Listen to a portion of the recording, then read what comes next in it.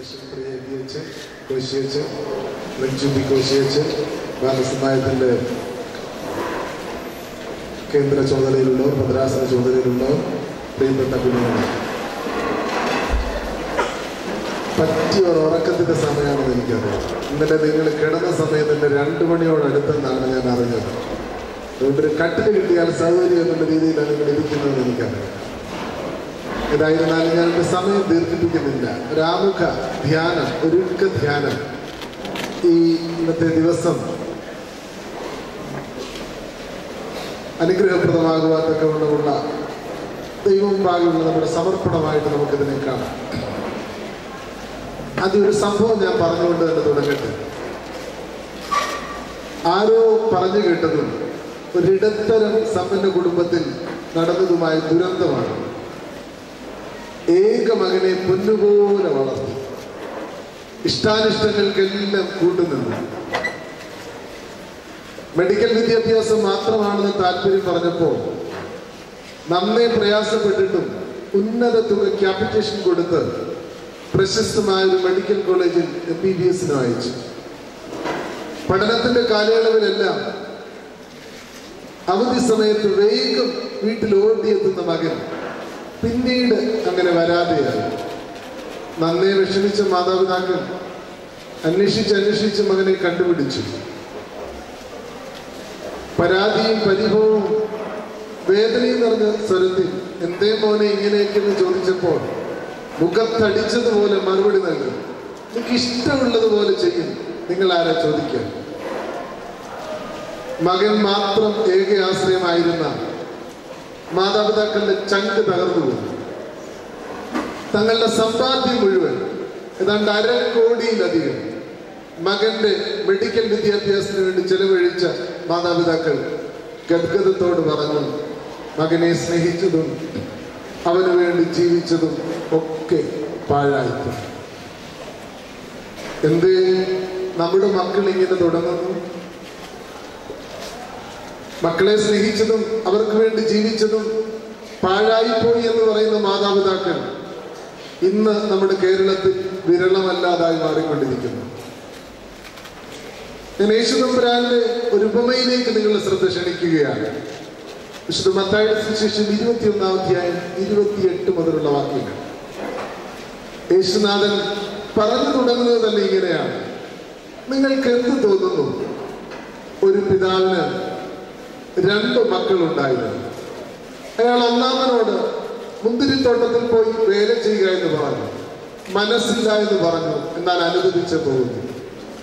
അയാൾ രണ്ടാമനോട് മുന്തിരിത്തോട്ടത്തിൽ പോയി വേല ചെയ്യാൻ പറഞ്ഞതിന് പോകാമെന്ന് പറഞ്ഞു, പോയതുമില്ല. യേശുനാഥൻ തന്റെ കൂടെയുള്ള ആളുകളോട് ചോദിക്കുകയാണ്, ഇതിൽ ആരാണ് പിതാവിന്റെ ഇഷ്ടം ചെയ്തത്? അവർ ഒരേ ശബ്ദത്തിൽ പറഞ്ഞു, ഒന്നാമൻ.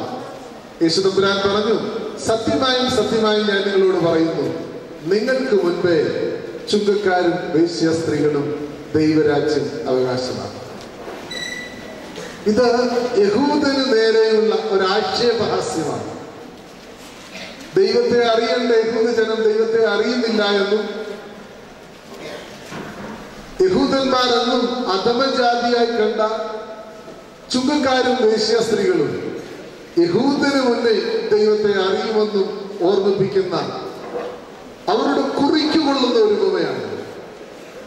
ഞാൻ അതിന്റെ വേദശാസ്ത്ര വിഷയങ്ങളിലേക്ക് നിങ്ങളുടെ ശ്രദ്ധ ക്ഷണിക്കാനല്ല ആഗ്രഹിക്കുന്നത്. മറിച്ച് ഒരു കുടുംബ പശ്ചാത്തലത്തിൽ ചില നുറുങ്ങ് ചിന്തകൾ പങ്കുവയ്ക്കാൻ ആഗ്രഹിക്കുന്നു, പ്രത്യേകിച്ച് നമ്മുടെ മക്കളെ പറ്റി. എന്താണ് ഈ ഉപമയിൽ കാണുന്നത്? ഒരു കൊച്ചു കുടുംബം, ഒരു പിതാവ്, 2 മക്കൾ. അല്ലലില്ലാതെ കഴിയാനുള്ളതെല്ലാം ഉണ്ട്. മുന്തിരിത്തോട്ടവുമുണ്ട്, അതിന്റെ സമൃദ്ധിയുമുണ്ട്. എവിടെ വെച്ചോ ഈ പിതാവ് മക്കളെ വിളിച്ച് പ്രതീക്ഷയോടെ പറയുന്നു, മുന്തിരിത്തോട്ടത്തിൽ പോയി വേല ചെയ്യാൻ. തമ്മിൽ ഭേദം ഒന്നാമനെന്ന് പറയാമെങ്കിലും ശരിക്കും ചിന്തിച്ചാൽ ഈ 2 മക്കളും അപ്പന്റെ കണ്ണ് നനയിപ്പിക്കും. ഇതുവരെയും അയാൾ മുന്തിരിത്തോട്ടത്തിൽ പോയി വേല ചെയ്യാൻ മക്കളോട് പറഞ്ഞിട്ടേ. വാർദ്ധക്യകാലമായിരിക്കും, ക്ഷീണമായിരിക്കും. അതുകൊണ്ട് തന്നെ ഏറെ പ്രതീക്ഷയോടാണ് മക്കളോട് അക്കാര്യം പറയുന്നത്. ഈ ഉപമയിൽ ഒരമ്മയും കാണുന്നില്ല. അങ്ങനെയെങ്കിൽ അമ്മയില്ലാതെ ഇരിക്കണം. അമ്മയില്ലാത്ത അറിയിക്കാതെ ഈ മക്കളെ വളർത്തിയ ഒരു പിതാവ് പ്രതീക്ഷയോടെ മക്കളെ വിളിക്കുമ്പോൾ രണ്ടു മക്കളും അപ്പന്റെ കണ്ണ് നനയിപ്പിക്കും. 127 സങ്കീർത്തനത്തിൽ ഇങ്ങനെ പറയുന്നു, വീരന്റെ കയ്യിലെ അസ്ത്രങ്ങൾ എങ്ങനെയോ അങ്ങനെയാകുന്നു യൗവനത്തിലെ മക്കൾ, അവയെ കൊണ്ട് ആവനാഴിക നിറച്ചിരിക്കുന്ന പുരുഷൻ ഭാഗ്യവാൻ. നമ്മുടെ കുഞ്ഞുങ്ങൾ ലക്ഷ്യത്തിലെത്തുന്നുണ്ടോ? ഈ കുഞ്ഞുങ്ങൾക്ക് എന്താ പറ്റിയത്? നമ്മുടെ കുഞ്ഞുങ്ങൾക്ക് ഇന്ന് എന്താ സംഭവിക്കുന്നത്? ഈ ഉപമയുടെ പശ്ചാത്തലത്തിൽ ചില ധാരണകളിലേക്ക്, നിഗമനങ്ങളിലേക്ക് ഞാൻ എത്തുകയാണ്. നിങ്ങൾ ഓർക്കണം, ഇന്ന് ഒരു കുടുംബം നേരിടുന്ന പ്രശ്നം സാമ്പത്തികമല്ല, രോഗങ്ങളല്ല, മക്കളെ കൊണ്ടുള്ളതാണ്. സാമ്പത്തികം കാലം കഴിയുമ്പോൾ മാറും. രോഗങ്ങൾ മെഡിക്കൽ സയൻസ് അഡ്വാൻസ്ഡ്. മക്കൾ വഴിതെറ്റി പോയാലോ എല്ലാം പോയി. ഈ നിഗമനങ്ങൾ ഒന്നും തന്നെ നിങ്ങളെ പറ്റി അല്ലാതെ ഇരിക്കട്ടെ എന്ന് ഞാൻ പ്രാർത്ഥിക്കുകയാണ്. കാരണം മാതാപിതാക്കളായ ഞങ്ങളുടെ പ്രതീക്ഷകളും സ്വപ്നങ്ങളും നിങ്ങളാണ്. നിങ്ങൾക്ക് വേണ്ടിയാണ് ഞങ്ങൾ ജീവിക്കുന്നത് മുഴുവൻ. ഞങ്ങളുടെ പ്രതീക്ഷ അനുസരിച്ച് ലക്ഷ്യത്തിലെത്താൻ നിങ്ങൾക്ക് കഴിഞ്ഞെങ്കിൽ ഞങ്ങളുടെ ജീവിതം ധന്യമായി. എന്താ ഈ മക്കൾക്ക് സംഭവിക്കുന്നത്? ഉപമയുടെ പശ്ചാത്തലത്തിൽ ചില നിഗമനങ്ങളിൽ എത്തുകയാണ്. ഒന്ന്, ഞാൻ ചിന്തിക്കുന്നു, ഈ മക്കൾ ധൂർത്തരായിരിക്കണം. എക്സ്ട്രാവാഗൻസ് ഓഫ് മണി, പണത്തിന്റെ ധാരാളം. പലസ്തീനിൽ മുന്തിരിത്തോട്ടത്തിന്റെ ഉടയവൻ എന്ന് പറയുന്നത് സാധാരണക്കാരനല്ല. അവിടെ സാധാരണക്കാര് മുക്കുവരാണ്, ആട്ടിടയരാണ്, കരകൗശല പണിക്കാരാണ്. മുന്തിരിത്തോട്ടത്തിന്റെ ഉടയവൻ എന്ന് പറയുന്നത് ജന്മിയാണ്, ഭൂവുടമയാണ്. അങ്ങനെയെങ്കിൽ ഈ കുഞ്ഞുങ്ങൾ ചെറുപ്പം മുതൽ ഭൗതിക സമൃദ്ധി കണ്ട് വളർന്നവരാണ്, പണം ആവണമോ കണ്ടിട്ടുള്ളവരാണ്. അതുകൊണ്ട് തന്നെ ആർഭാടവും ധാരാളിത്തവും ജീവിതത്തിൽ മുഖമുദ്രയാക്കിയവരാണ്. അങ്ങനെയുള്ള കുഞ്ഞുങ്ങൾ മാതാപിതാക്കളുടെ കണ്ണ് നനയിപ്പിക്കും. പണത്തിന്റെ വില അറിയാത്ത, ആർഭാടവും ധൂർത്തും ജീവിതത്തിൽ മുഖമുദ്രയാക്കിയവർ, അവർ മാതാപിതാക്കളെ കണ്ണ് നനയിപ്പിക്കും. ടിവിയിൽ ഒരു പരസ്യമുണ്ട്, ഒത്തിരി എന്നെ സ്പർശിച്ചതാണ്. ഒരാളിങ്ങനെ ചൂണ്ടയിട്ടുകൊണ്ടിരിക്കുന്നു, ഒത്തിരി നേരം ഇട്ടിട്ട് ഒന്നും കിട്ടുന്നില്ല. വേറൊരുത്തർ പാട്ടും പാടി വന്നിട്ട് ഒരു കമ്പൊടിച്ചിട്ട് 2, 3, 4, 5 ഇങ്ങനെ കുത്തിയിട്ട് വെള്ളത്തിലിട്ടൊന്ന് കുലുക്കും, പൊക്കിയെടുക്കും. എന്നാ കിട്ടുന്നു? മീൻ. ഇന്നത്തിന്റെ പരസ്യ. ദൈവമേ, പഠിക്കുന്നത് ഇതുപോലെ പഠിച്ചിരുന്നെങ്കിൽ. നമ്മുടെ ഇന്നത്തെ കുഞ്ഞുങ്ങൾക്ക് പലർക്കും ഇതാ ഇഷ്ടം. അധികം കഷ്ടപ്പെടാനൊന്നും പറ്റത്തില്ല. ഒന്ന് കുലുക്കുമ്പോൾ കയറി വരണം. കുറുക്കു വഴിയിലൂടെ പണം നേടാൻ ശ്രമിക്കുന്നവർ ഏറിക്കൊണ്ടിരിക്കുകയാണ്. ഈ അടുത്ത കാലത്ത് ഒരു ഹൈടെക് കള്ളനെ കണ്ടു. പേര് പറയാമോ? ബണ്ടിച്ചോർ. നിന്ന് വെച്ചല്ല. ബണ്ടിച്ചോർ ആരാന്ന് പറയാമോ? സൽമാൻ ഖാന്റെ ഉറ്റ സുഹൃത്തായിരുന്നു. കളേഴ്സ് എന്നൊരു ചാനലുണ്ട്, ബിഗ് ബോസ് എന്ന റിയാലിറ്റി ഷോയുടെ 4ാം സീസൺ കണ്ടസ്റ്റന്റ് ആണ്. തിരുവനന്തപുരത്തുള്ള ഒരു ഹൈടെക് വീട് കൊള്ള ചെയ്യുന്നു. റിമോട്ട് കൺട്രോൾ ഗേറ്റ് ഉണ്ട്, ബുള്ളറ്റ് പ്രൂഫ് ഗ്ലാസ് ഉണ്ട്, നിരീക്ഷണ ക്യാമറയുണ്ട്. എല്ലാത്തിനെയും നിഷ്പ്രഭമാക്കി ഇയാൾ കോടികൾ കവറും. ഇത് ഇയാളുടെ 132ാമത്തെ പരിപാടിയാണ്. പോലീസ് ചോദിച്ചു, എന്തിനാ ഒരാൾക്ക് ഇത്രയും കോടികൾ? അടിച്ച് പൊളിച്ച് ജീവിക്കണം. അയാൾ ഒരു മടിയില്ലാതെ പോലീസിനോട് ഉത്തരം പറഞ്ഞു. ഓർക്കണം, ഇങ്ങനെയുള്ള ആളുകൾ മാതാപിതാക്കളുടെ കണ്ണു നൽകി. പണത്തിന്റെ വിലയറിഞ്ഞ് ജീവിക്കണം. അനാവശ്യമായി ഒരു നയാ പൈസ പോലും വെറുതെ കളയരുത്. ആർഭാടവും ധൂർത്തും സുഖലോലുപതയും ജീവിതത്തിന്റെ മുഖമുദ്രയായ മാതാപിതാക്കൾ നിങ്ങളെ പറ്റി കരയേണ്ടതായ സാഹചര്യം ഉണ്ടാകും. ബാംഗ്ലൂരിൽ 94% ബിസിനസ് മാനേജ്മെന്റിന് മാർക്ക് മേടിച്ച ജിതിനാണ് പഠനത്തിന് ശേഷം അവന്റെ പ്രൊഫഷൻ അനുസരിച്ചുള്ള ജോലിക്ക് പോകാതെ കൊട്ടേഷൻ സംഘത്തിലേക്ക് പോയത്. 2 ലക്ഷത്തിന് ഒരു ഗുണ്ടാ തലവനെ കൊല്ലാൻ കൊട്ടേഷൻ ഫീസ് വാങ്ങി. അറസ്റ്റിലായത് അവരുടെ 10 അവനോടൊപ്പമുള്ള ബാക്കി 10 സഹവിദ്യാർത്ഥികൾ. എല്ലാവരും 18-20 വയസ്സിന് ഇടയ്ക്കുള്ളവർ കുറുക്കു വഴിയിലൂടെ പണം നേടാൻ ശ്രമിക്കുകയും അവർക്കിടയിൽ ഇങ്ങനെയുള്ള ആളുകൾ മാതാപിതാക്കളുടെ കണ്ണു നനയിക്കും. പണത്തിന്റെ വില അറിയാതെ നിങ്ങൾ കുഞ്ഞുങ്ങൾ പ്രത്യേകം ശ്രദ്ധിക്കണം. ഒരു പൈസ പോലും അനാവശ്യമായിട്ട് കളയരുത്. ഒന്നും നമുക്ക് വെറുതെ കിട്ടുന്നതല്ല. മാതാപിതാക്കൾ കഷ്ടപ്പെട്ട് അധ്വാനിച്ച് അവർ ഉണ്ടാക്കുന്നതാണ്. അതിന്റെ വിലയറിയാതെ, പണത്തിന്റെ വിലയറിയാതെ ആർഭാടവും ധൂർത്തിന്റെയും പിന്നാലെ പോകുന്നവർ മാതാപിതാക്കളുടെ കണ്ണു നനയിക്കും. 2, ഇവർ അലസരാണെന്ന് ഞാൻ ചിന്തിക്കുന്നു. ഇതാരുടെ മുന്തിരിത്തോട്ടമാണ്? അപ്പന്റെ മുന്തിരിത്തോട്ടമാണ്. അപ്പന്റെ മുന്തിരിത്തോട്ടം എന്ന് പറഞ്ഞാൽ ആരുടെ തന്നെ? മക്കളുടെ മുന്തിരിത്തോട്ടം. അപ്പൻ ഇപ്പോഴേ വൃദ്ധരായിരിക്കുന്നു. ഇനി എത്ര കാലം മുന്തിരിത്തോട്ടം നോക്കാൻ? അത് മക്കൾ തന്നെ നോക്കേണ്ടത്. മക്കളുടെ അടുക്കൽ പറഞ്ഞിട്ടില്ലെങ്കിൽ അവർ മുന്തിരിത്തോട്ടം നോക്കാൻ പോകേണ്ടവർ. പക്ഷെ പറഞ്ഞിട്ടും പോകുന്നില്ല എന്നുള്ളതാണ് ഇവിടെ ഒരു വൈരുദ്ധ്യം. തികച്ചും അലസര. അവരുടെ ഉത്തരവാദിത്വവും ചുമതലയും എന്തെന്ന് അവരറിയില്ല. ചിലപ്പോഴെങ്കിലും വിഷമം തോന്നും. ചില കുഞ്ഞുങ്ങളെ എങ്കിലും കാണുമ്പോൾ അവരുടെ ഉത്തരവാദിത്വവും ചുമതലയും അവരറിയുന്നില്ല. അലസരായിട്ട് ജീവിതത്തെ തള്ളി നീക്കുക.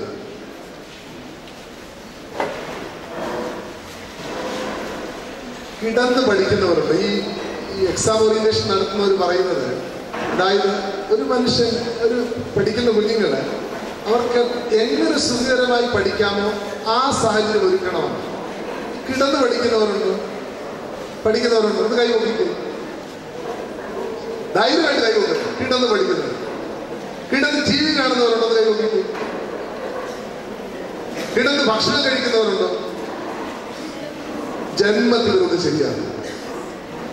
ഞാൻ പറയാൻ കാരണം അലസതയുടെ ലക്ഷണമാണ്.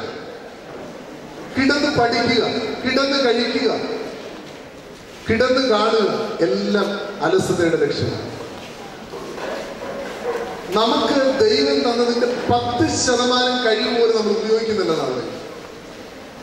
ഐസക് ന്യൂട്ടനെ കേട്ടിട്ടുണ്ടോ? അദ്ദേഹം തന്നെ അദ്ദേഹത്തിന്റെ തലച്ചോറിന്റെ 15% ഉപയോഗിച്ചിട്ടുള്ളതാണ്. അങ്ങനാണെങ്കിൽ നമ്മൾ 1% ഉപയോഗിക്കുന്നു. എൻ ബ്ലോക്ക് എത്ര സമയമാണ് നമ്മൾ അലസമായിട്ട് കളയുന്നത്? ഒരു സെക്കൻഡ് പോലും നിങ്ങൾ പാഴാക്കില്ല. നിങ്ങൾ ഓർക്കണം, ഞങ്ങൾ ഈ പ്രായമുള്ളവർക്കൊക്കെ അറിയാം, ഇന്ന് ഞങ്ങൾ പലതിലും വിഷമിക്കുന്നുണ്ട്. അന്ന് അല്പം കൂടെ കഷ്ടപ്പെട്ടിരുന്നെങ്കിലും ഒരു സെക്കൻഡ് പാഴാക്കിയാൽ വർഷങ്ങൾ ഭാവിട്ട് കരയേണ്ടതായിട്ടുണ്ട്. ഈ കഴിഞ്ഞ ജൂലൈ 11 കലണ്ടറിലെ തിളക്കമുള്ള ദിനമായിരുന്നു. ജൂലൈ 11 12 എന്താണെന്ന് പറയാമത്? ആരാ പറഞ്ഞത്? കൈവക്കിക്കേ. മലാല യൂസഫ്സായിയുടെ ജന്മദിനമായിരുന്നു. മലാല ദിനമായിട്ട് UN പ്രഖ്യാപിച്ച ദിനം. ആരാ ഈ മലാല യൂസഫ്സായി? പറ. പാകിസ്ഥാനി പെൺകുട്ടി, 16 വയസ്സുള്ളവളാണ്. താലിബാൻ അധിനിവേശമുള്ള പാകിസ്ഥാനിലെ സ്വാത് ജില്ലയിൽ പെൺകുട്ടികൾക്ക് വിദ്യാഭ്യാസം നിഷേധിക്കപ്പെട്ടതിന്റെ പേരിൽ ശബ്ദമുയർത്തുകയും താലിബാന്റെ തോക്കിന് ഇരയാകുകയും ഒടുവിൽ മരണത്തെ മുഖാമുഖം കണ്ട ഇവൾ ബ്രിട്ടനിലെ സങ്കീർണമായ ശസ്ത്രക്രിയയ്ക്ക് ഒടുവിൽ തിരിച്ച് പാകിസ്ഥാനിലേക്ക് വരികയും ചെയ്തു. അവളുടെ കഷ്ടപ്പാടുകൾ കണ്ട്, ഇത്രയും സന്നദ്ധ പ്രവർത്തനം കണ്ട് UN അത് മലാല ദിനമായിട്ട് പ്രഖ്യാപിച്ചു. ജൂലൈ 12. ഓർക്കണം, അന്ന് തന്നെ ജൂലൈ 12 അവളുടെ ജന്മദിനത്തിന് തന്നെ അവൾ UN-ന്റെ യൂത്ത് അസംബ്ലിയിൽ പ്രസംഗിച്ചു. ബേരിസർ ഭുട്ടോയുടെ ചോരപ്പുരന്റെ ഷാൾ മണിഞ്ഞ് അവൾ പ്രസംഗിച്ചത് ലോകത്തിലെ എല്ലാ ന്യൂസ് ചാനലുകളും ലൈവായിട്ട് കാണിച്ചു. കാതോർത്തിരുന്ന് ആവേശഭരിതരായിട്ടാണ് നമ്മളതെല്ലാം കേട്ടിരുന്നത്, അല്ലേ? ആരെങ്കിലും കേട്ടോ? ആർക്കത്? മലാല യൂസഫ്സായി അവസാനം പറഞ്ഞ വാക്കുകൾ ഇങ്ങനെയാണ്: ജീവിതം അലസമായി തള്ളി നീക്കാനുള്ളതല്ല, നിയോഗ ബോധ്യത്തോടെ നിറവേറ്റാനുള്ളതാണ്. ദൈവം നമുക്ക് നൽകിയിട്ടുള്ള കഴിവുകൾ അനുഗ്രഹപ്രദമായി നിറവേറ്റാൻ നമുക്കിടയാണ്. അലസമായിട്ട് ഒരു സമയം പോലും കളയരുത്. ഈ പരീക്ഷയൊക്കെ എഴുതി കഴിയുമ്പോൾ ഞങ്ങൾ കുഞ്ഞുങ്ങളോട് ചോദിക്കുക എങ്ങനെയുണ്ട് എക്സാം എന്ന് പറയുന്നു, നിങ്ങൾ എന്നാ മറുപടി പറയുന്നതെന്ന് അറിയാമോ? എങ്ങനെ പറയും? കുഴപ്പമില്ല. ശരിയാകുന്നില്ല. ഒന്നുകിൽ മോശമായെന്ന് പറയണം, അല്ലെങ്കിൽ നന്നായിട്ടുണ്ടെന്ന് പറയണം. കുഴപ്പമില്ലെന്ന് പറയുന്നതിന് ഒരു അലസതയുടെ ലക്ഷ്യം. ബീതോവന്റെ അടുക്കൽ ഒരിക്കലൊരു കുഞ്ഞു വന്ന് ചോദിച്ചു, ബീതോവൻ നീ എത്ര ഭംഗിയായി പിയാനോ വായിക്കുന്നുണ്ട്, എനിക്കിതൊന്ന് പഠിക്കണമല്ലോ. ബീതോവൻ പറഞ്ഞു, നിസ്സാര കാര്യം, ഒരു പ്രയാസവും. ഒരു ദിവസം 18 മണിക്കൂർ വെച്ച് 18 വർഷം പരിശീലിച്ചാൽ മതി. അതിന്റെ അർത്ഥം എന്താ? ഒന്നും എളുപ്പം കിട്ടുന്നുണ്ട്. ഈ കുഞ്ഞുങ്ങളുടെ പ്രശ്നം എന്താണ്? അവരുടെ മുന്തിരിത്തോട്ടമാണെന്ന് അവർക്കറിയാം. അപ്പൻ പറഞ്ഞില്ലെങ്കിലും ജോലി ചെയ്യേണ്ടത്, പറഞ്ഞിട്ട് ജോലി ചെയ്യുന്നില്ല. അലസന്മാർ മാതാപിതാക്കളുടെ കണ്ണുനീർ. 3, ഇവർക്ക് സുതാര്യതയില്ല. അപ്പൻ്റെ അടുക്കൽ എന്ത് പറയുന്നു അതിന്റെ ജസ്റ്റ് ഓപ്പോസിറ്റ് അവർ ചെയ്യുന്നു. ആണോ? ഒരാൾ പോകാന്ന് പറഞ്ഞ് പോയില്ല, മറ്റേ ആൾ പോകുമെന്ന് പറഞ്ഞു, അല്ല പോകത്തില്ലെന്ന് പറഞ്ഞ് പോവുകയും ചെയ്യും. സുതാര്യതയില്ലാത്തവർ ഇന്ന് ഏറിക്കൊണ്ടിരിക്കുക കുഞ്ഞുങ്ങളുടെ ഇടയിൽ. മാതാപിതാക്കളുടെ അടുക്കൽ പറയുന്ന ഒന്ന്, അധ്യാപകരുടെ അടുക്കൽ പറയുന്ന വേറൊന്ന്, ചെയ്യുന്നത് മറ്റൊന്ന്. നിങ്ങൾക്ക് നിങ്ങളുടെ മാതാപിതാക്കളെ കബളിപ്പിക്കാം, അധ്യാപകരെ കളിപ്പിക്കാം, ദൈവത്തെ കബളിപ്പിക്കാൻ പറ്റും. നിങ്ങൾ എവിടെയായിരിക്കുന്നുവോ ആ സ്ഥാനത്ത് സുതാര്യതയോടെ വിശ്വസ്തയോടെ നിങ്ങൾ പ്രവർത്തിക്കണം. നിങ്ങൾ വായിക്കുന്ന പുസ്തകങ്ങളൊന്നും ഞങ്ങൾക്ക് കാണാൻ പറ്റില്ല മാതാപിതാക്കൾക്ക്. പലരുന്ന ഇന്റർനെറ്റ് സൈറ്റുകളും എന്താണെന്ന് അറിയില്ല. പക്ഷെ നിങ്ങൾ ഓർക്കണം, നിങ്ങളെ ഏത് സ്ഥാനത്താണ് വിളിച്ചിരിക്കുന്നത്. ഞങ്ങൾക്ക് നിങ്ങളെപ്പറ്റി ഏറെ ബോധ്യമാണ്. നിങ്ങൾ പള്ളിയിലേക്ക് പോകുമ്പോൾ പള്ളിയിൽ തന്നെയാണെന്ന് ഞങ്ങൾ വിശ്വസിക്കുന്നത്. സ്കൂളിൽ പഠിക്കാനായിട്ട് പോകുമ്പോൾ പൂർണ്ണമായിട്ടും പഠനത്തിൽ ഏകാഗ്രതയുള്ളവരാണെന്ന് ഞങ്ങൾ ചിന്തിക്കുന്നത്. കൂട്ടുകാരോടൊക്കെ കൂടെ പോകുമ്പോൾ ആ സത്സംഗത്തിലാണെന്ന് ഞങ്ങൾ ചിന്തിക്കുന്നത്. പക്ഷേ നിങ്ങളുടെ ബോധ്യമല്ലാതെ ചില കുഞ്ഞുങ്ങളെങ്കിലും മാറുന്നു. ഈ കഴിഞ്ഞ 3 വർഷക്കാലത്തെ ആനുകാലിക ലേഖനങ്ങളുടെ ഷോക്കിംഗ് റിപ്പോർട്ടുകൾ പരിശോധിച്ചാൽ അതിൽ കൂടുതലും മക്കളെ പറ്റിയുള്ളത്.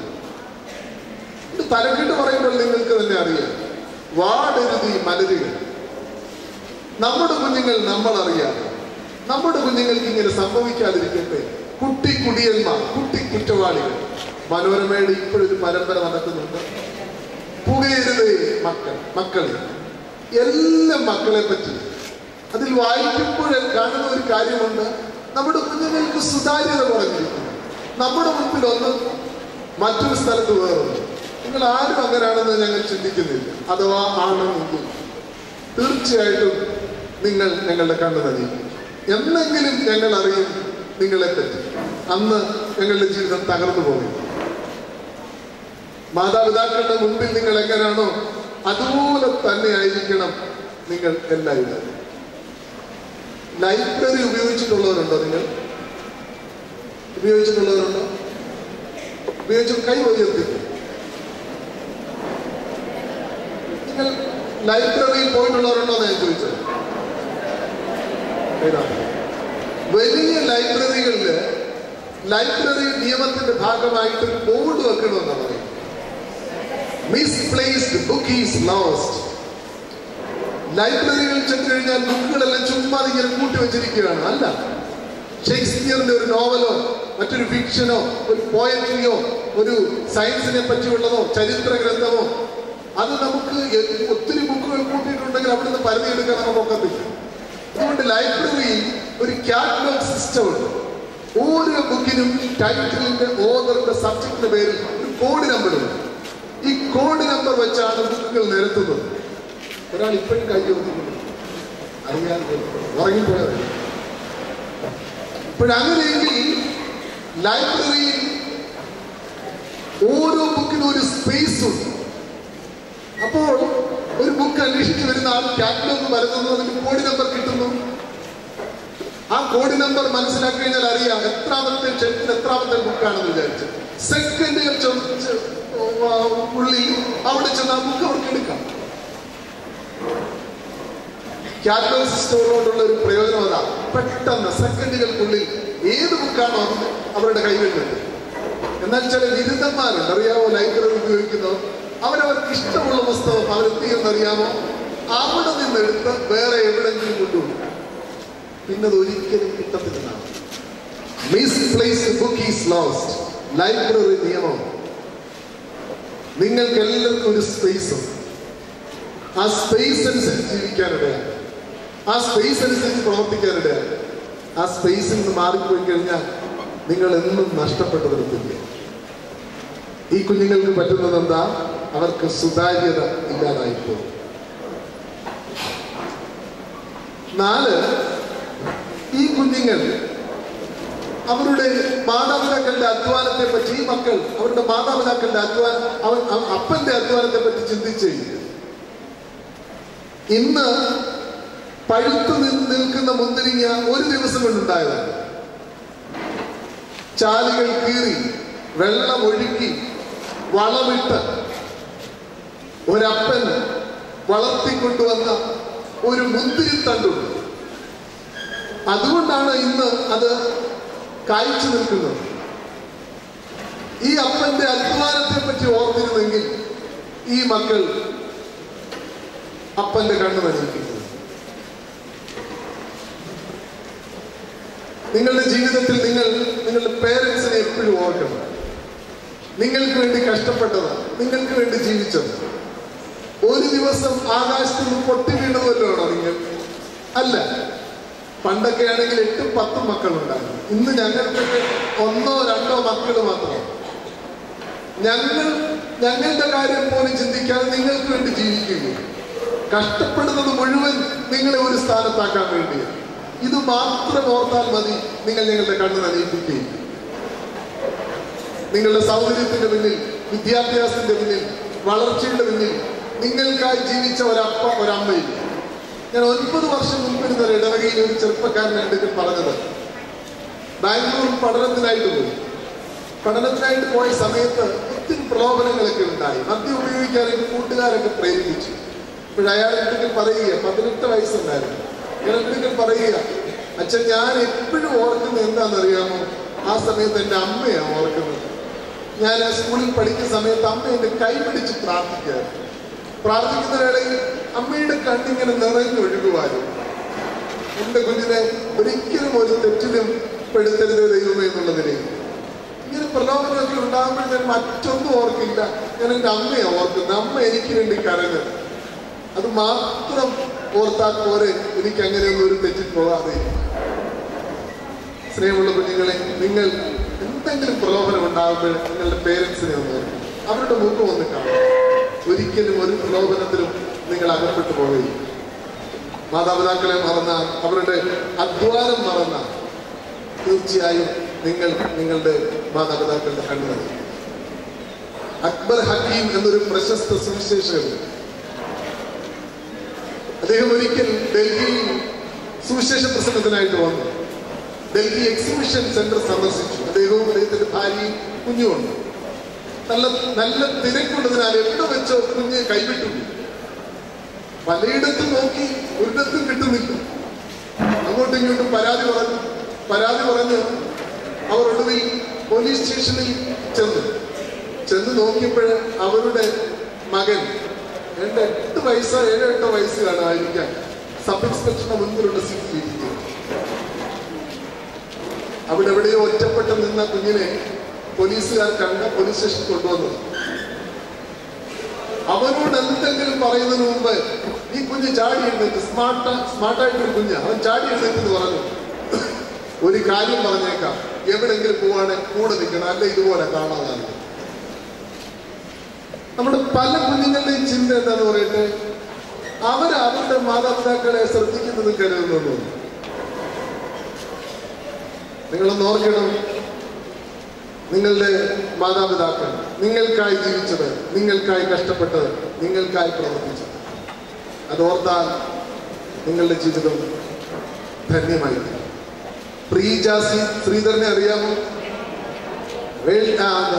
ഏഷ്യൻ ഗെയിംസിൽ 10,000 മീറ്ററിൽ സ്വർണം നേടിയ ആള്.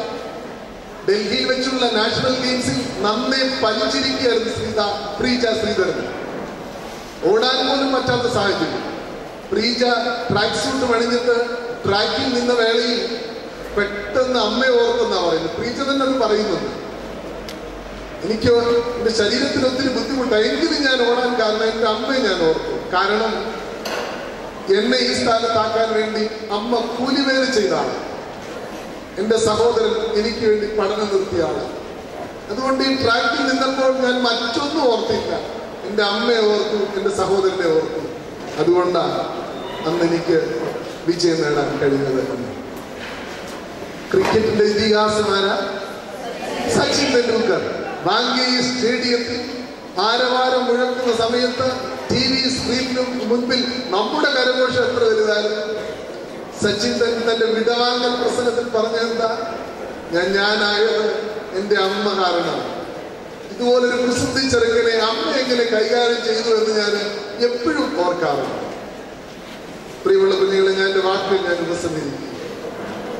നിങ്ങളുടെ മാതാപിതാക്കളെ പറ്റി ഓർത്താൽ, അവരുടെ അധ്വാനത്തെ പറ്റി ഓർത്താൽ ഒരിക്കലും അവരുടെ കണ്ണുകളിൽ ഞാൻ എൻ്റെ വാക്കുകൾ നിർത്തുന്നു. ഉപമയുടെ പശ്ചാത്തലത്തിൽ ചില നിഗമനങ്ങളിൽ നമ്മൾ ഒരുമിച്ചെത്തുകയാണ്. എവിടെയാണ്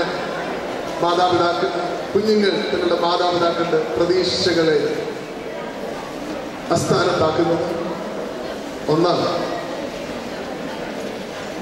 ധൂർത്തും ആഘാടവും. 2, അലസത. 3, സുതാര്യത.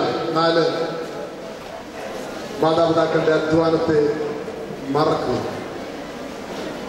വീരന്റെ കയ്യിലെ അസ്ത്രങ്ങൾ എങ്ങനെയോ അങ്ങനെയാകുന്നു യൗവനത്തിലെ മരണം. ഞങ്ങളുടെ പ്രതീക്ഷ അനുസരിച്ച് വളരുവാൻ, ഉയരുവാൻ, അങ്ങനെ നിങ്ങളെ പറ്റി അഭിമാനിക്കുവാൻ സർവശക്തനായ